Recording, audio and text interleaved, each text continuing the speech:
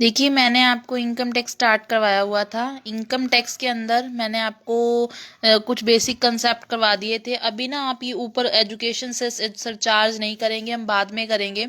अगर तो कुछ मॉडिफिकेशन हुई तो इस बार ठीक है, नहीं तो फिर जैसे होगा मैं आपको लास्ट में करवा दूंगी। ये दो एक पॉइंट रह गया है, वो लास्ट में करवाऊंगी।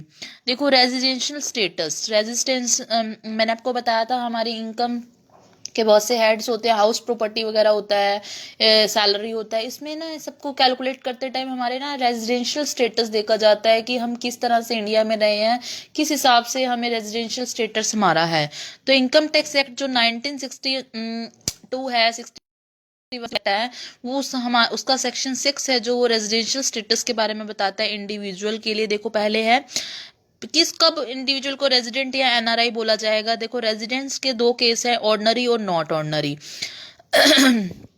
तो सबसे पहले क्या है हमारा ऑर्डनरी का। देखो, बेसिक कंडीशन क्या है कि प्रीवियस ईयर में 182 डेज तक इंडिया में प्रेजेंट हो और प्रीवियस ईयर में 60 डेज तक इंडिया में प्रेजेंट हो।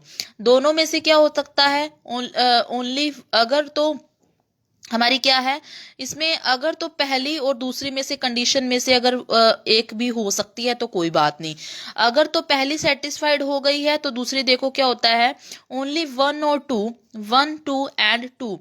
देखो इसमें क्या है, अगर तो वन हो गई है तो कोई दिक्कत नहीं है, अगर तो उस कंडीशन में क्या होगा, उसके कंडीशन में एक और भी होगा कि प्रीवियस ईयर के लास्ट 4 इयर्स तक इंडिया में रेजिडेंस रहा हो। फर्स्ट सेटिस्फाइड हो जाए तो सेकंड पर फोकस नहीं होगा। ठीक है, देखो इसमें क्या है, अगर फर्स्ट सेटिस्फाइड हो गई है ना तो दूसरे पर फोकस ही नहीं होगा। बट अगर वो प्रीवियस ईयर में 60 डेज तक रहा है ना, तो प्रीवियस ईयर में अगर 60 डेज तक रहा है तो उसके साथ एक ये वाली कंडीशन भी पूरी करनी पड़ेगी कि उसने प्रीवियस ईयर के लास्ट 4 इयर्स तक इंडिया का रेजिडेंट होना चाहिए। वो 4 ईयर तक इंडिया में रेजिडेंट रहा हो तो ही कंडीशन में। देखो, मेरी बात दोबारा से समझाती हूँ। अगर तो पहली कंडीशन सेटिस्फाइड हो गई तो दूसरी पे जाने की जरूरत ही नहीं है। अगर पहली नहीं होती तो दूसरी कंडीशन ये है कि प्रीवियस ईयर में 60 डेज तो वो रहना चाहिए। इसके अलावा वो प्रीवियस ईयर के लास्ट 4 सालों के भी पहले, वो उसमें क्या हो, प्रीवियस ईयर से लास्ट 4 साल पहले इंडिया का रेजिडेंट होना जरूरी है। तभी उसकी बेसिक कंडीशन क्या होगी, फुलफिल हो पाएगी। या तो पहली कर दे, अगर दूसरी उसने करनी है तो दूसरी के साथ एक और एडिशनल भी करनी पड़ेगी। दोनों में से क्या होनी चाहिए, एक तो होनी ही चाहिए कंप्लीट। अगर पहली हो गई तो देखो, एडिशनल कंडीशन क्या है, लास्ट 10 ईयर में 2 टाइम कम से कम रेजिडेंट रहा हो। ठीक है, 2 साल तक 2 टाइम्स कम से कम क्या रहा हो, टाइम्स नहीं साल, 2 साल तक क्या रहा हो, रेजिडेंट रहा हो। 2 साल तक क्या रहा हो, रेजिडेंट रहा हो। लास्ट 10 ईयर में कम से कम 2 साल रेजिडेंट रहा हो, ये दोनों होनी चाहिए। और पिछले साल को छोड़कर लास्ट 7 सालों में 730 दिन तक इंडिया में रहा हो। ये दोनों कंडीशन फुलफिल होंगी, और एक बेसिक और दोनों एडिशनल, तो ही उसको क्या बोला जा सकता है, रेजिडेंट ऑर्डनरी इंडिया का बोला जाता है। Resident ordinary resident of India बोला जाता है। बेसिक में से दोनों में से एक, अगर तो पहली हो रही तो दूसरी पे जाने की जरूरत नहीं है, पहली नहीं हो रही तो दूसरी पे जाएंगे, दूसरी के साथ साथ एक और भी पूरी करनी पड़ेगी। दोनों में बेसिक कंडीशन एक हो जाएगी तो फिर एडिशनल पे आएंगे। अगर एडिशनल दोनों होनी चाहिए। अगर दोनों एडिशनल हो गई और उनमें से एक बेसिक हो गई तो हम उसको ऑर्डनरी रेजिडेंट ऑफ इंडिया कहा जा सकता है। लास्ट 10 सालों में 2 साल तक, और पिछले साल को छोड़ के लास्ट 7 सालों में 730 दिन तक वो इंडिया में रहेगा, तो ही उसकी एडिशनल पूरी होंगी।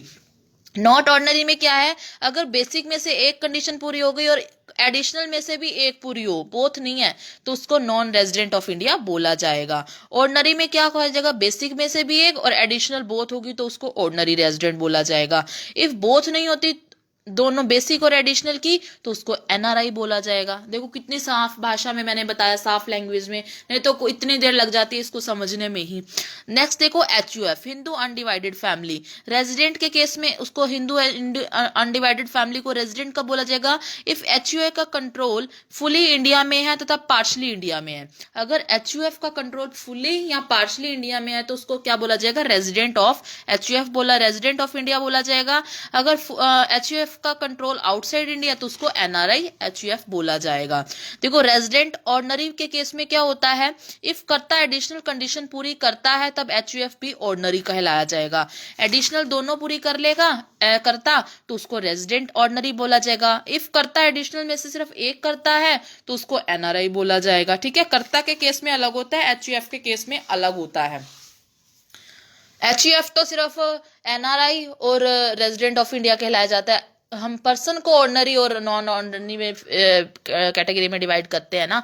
अब देखो फर्म और एओपी के केस में क्या होगा, फर्म को रेजिडेंट कब बोला जाएगा, अगर फर्म पूरी तरह से या पार्टली इंडिया से कंट्रोल हो रही है। नॉट ऑर्डिनरी जब फुली आउटसाइड इंडिया में कंट्रोल चल रहा है। कंपनी का 6 सेक्शन सबसेक्शन 3 बताता है कि इफ कंपनी का रजिस्ट्रेशन इंडिया में हुआ है या उसका 100% कंट्रोल और मैनेज इंडिया में हो रहा है तो वो कंपनी क्या कहलाई जाएगी, रेजिडेंट होगी। और अगर कंपनी का सेक्शन 2 और सब सेक्शन 30 कहता है इफ अगर मैनेज और कंट्रोल क्या हो रहा है, इंडिया का बाहर से हो रहा है तो वो होली या पार्टली बाहर से हो रहा है तो वो कंपनी क्या कहलाएगी, एनआरआई कहलाएगी।